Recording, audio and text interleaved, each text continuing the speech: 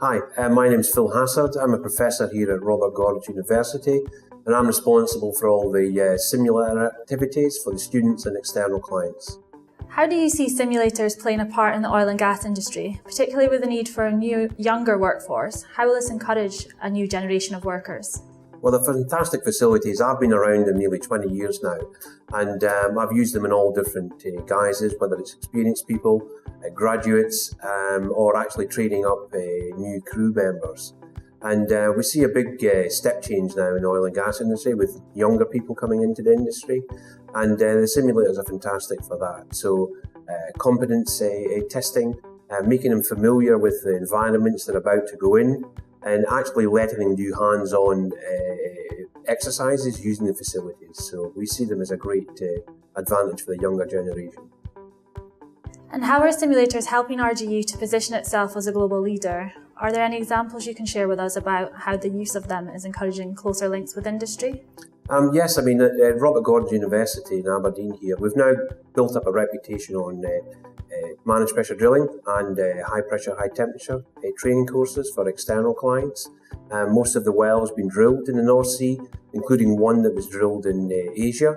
They've all accessed the facilities here, used the simulators because of the technical advantages they have and the ability to actually program in live well data and go through all the scenarios that they're expecting in that well. So they're fantastic facilities.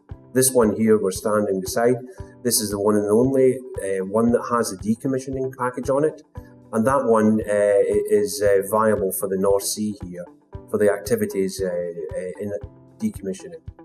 The master's students, we have a decommissioning master's degree. They actually use the facilities to go through all the practical elements on a decommissioning of a well. And external clients, they can access the facilities here to run and test contingency plans for difficult decommissioning campaigns. What do you see as the future of learning for the next generation of worker? For example, will it all be simulators and virtual reality? Will the lecture theatre be a thing of the past? For you, do you see it progressing beyond these technologies, or do you think there's room for a mixture of learning environments? I think there's a mixture for learning environments, but to get best practical hands-on experience, the simulators are perfect for that environment. At the university here, a lot of the students will have lectures, and they'll come down after the lectures and they'll actually put in practice and actually run the facilities here themselves. So we actually allow them to take roles as people do offshore, and it actually cements a much easier learning for them by actually doing in practical, and they learn very fast if they make mistakes. And purely because we are using simulators, they are allowed to make mistakes and rectify them very quickly.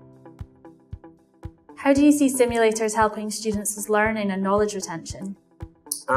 Well, I've noticed a big difference in the students. Classroom exercises, presentations, lectures. Yes, it has its great value, but actually when the students come down and actually use the facilities, you can see the learning and the retention. Light bulbs come on moments, and they all love to get involved and do the exercises in the facilities. And what other benefits are there to simulators? Well, I mean, the big benefits that we see is one, obviously, the learning and the development of the people that use them.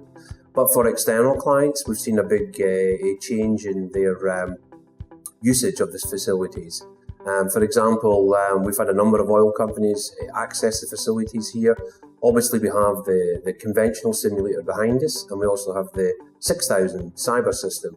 Both have been used for oil companies here.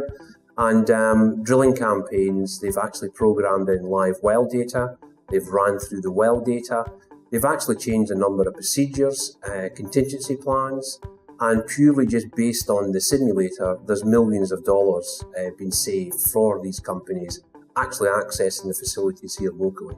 So there is a massive benefit in the companies using the facilities. How do you as a professor find using the simulators as a teaching aid? Well, as I said, I've been around it for 20 years. I am ex-oil and gas, so I think it's fantastic to come in Not everybody enjoys coming into work, but I have a smile every day when I come in because I have the ability to actually go and do real live drilling and teach people how to work safely, and using a facility like this you can't get any better than that. Plus I don't need to go offshore. And from your experience, from what you've seen from other drilling contractors that you've spoken to, what benefits are they getting in return? Well, the drilling contractors, it's a fantastic tool for the drilling contractors to use for competence assessment. We've seen a big upturn in the North Sea for now the activity is starting to pick up is new hires, promotions, and a number of the drilling contractors have actually been using the facilities to run through competence assessment on their personnel for new hire or being promoted within a position.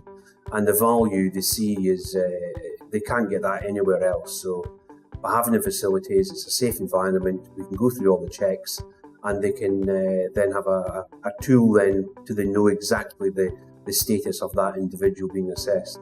Drilling contractors are using the simulators for competency assessments. What sort of exercises would you expect them to go through? Well, the assessments are built to company-specific assessments, and some go into a lot more detail than others. But basically, we're actually putting the individual through exactly what they would do on a rig under a stressful situation. So it could be a well control incident. It could be normal, just picking up drilling trends, tripping exercises, hole cleaning, stuck pipe, exactly everything that they should know in the real world. We actually go through and put them through an assessment. Now, we are primed to try and put them under pressure, which actually, is great for them because they're put in a position that they would be offshore or onshore, and see how they perform under that conditions. And obviously, it is a controlled environment, so we can raise the stress level or bring the stress level down, and obviously pause if we need to pause and get them back on the straight and narrow again. But yeah, they definitely see the big benefits of that, and they all want to put them under stressful conditions because that's the environment they're actually working in.